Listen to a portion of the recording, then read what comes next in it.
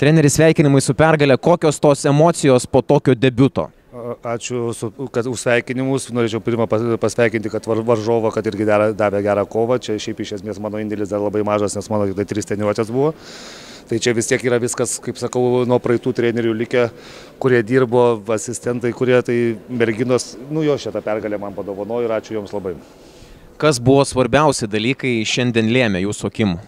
Mažesnis klaidų skaičius ir paskui kontroliavom truputį jau tą lentą, kaip sakau. Žaidėjos varžovių komandoje žaidė 7, ar tai palengvino kažkiek užduotis, ar neakcentavote tai? Kažkiek galvoju, gal palengvino, bet esmė tame, kad varžovės stiprios labai ir čia mums iš esmės manau, kad tikrai ar jos būtų 12, ar kiek mums taip pat sunku būtų. Matau, kad spėjote ir išsimaudyti jau, ar čia žaidėjų nuopelnas? Tai mane jau pakrikštino, dabar komandoje jau esu pilnavertis narys. Gintarė, sveikinimai su pergalė. Kas buvo svarbiausia šios dienos rungtynėse? Tikriausiai ta kova, tas noras, kažkaip treneris užmotivavo prieš, sakė atiduoti savo visą tą širdį. Ir taip ir padarėm, kažkaip dėl kiekvieno kamuolio kovėmės, stengiamės ir rezultatas yra. Po lemiamo tritaškio kokios emocijos užplūsta, papasakok visiems? Neapsakomas, iš tikrųjų atrodo net oda šiurpais nuėjo, nutirpo kojos, tai gerai, kad ta minutė buvo dar paimta. Pati šiandien sužaidėjai puikias rungtynes, tapai ir rungtynių MVP. Ar tiesiog varžovės taip leido ir išnaudojo tą nuovargį kažkokį, ar tiesiog pasisekė taip? Manau, kažkiek yra ir tos sėkmės visą laiką yra, ar vienai, ar kitai. Pas mus turim tų gerų žaidėjų.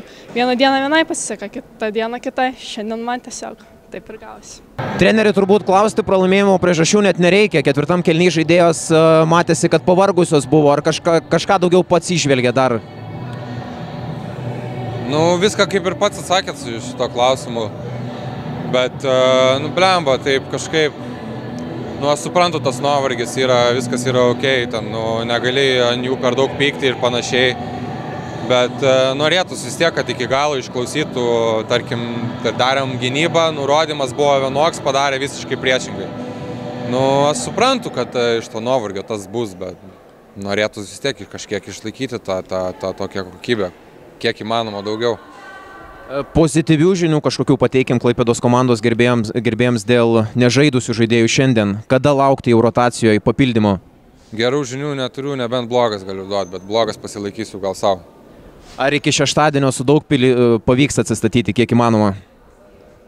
Nežinau, čia reikia mūsų kinezės ir fizinio rengimo trenerio klausti. Aš tiesiog bandau taktiškai kažką padaryti. Maria, tough game for your team. Your impressions about this game? Yeah, tough loss.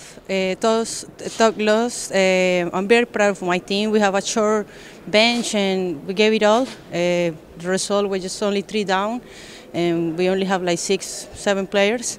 I'm proud of this team, and we're gonna keep working hard to get more wins.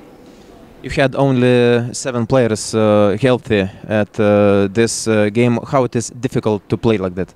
Yeah, it is difficult to play. Like we had a short bench. Like everybody gets more tired than we get tired than the other team does. But we are working hard back home, and this stuff happened during the season, and we just need to find a way to overcome everything and keep fighting.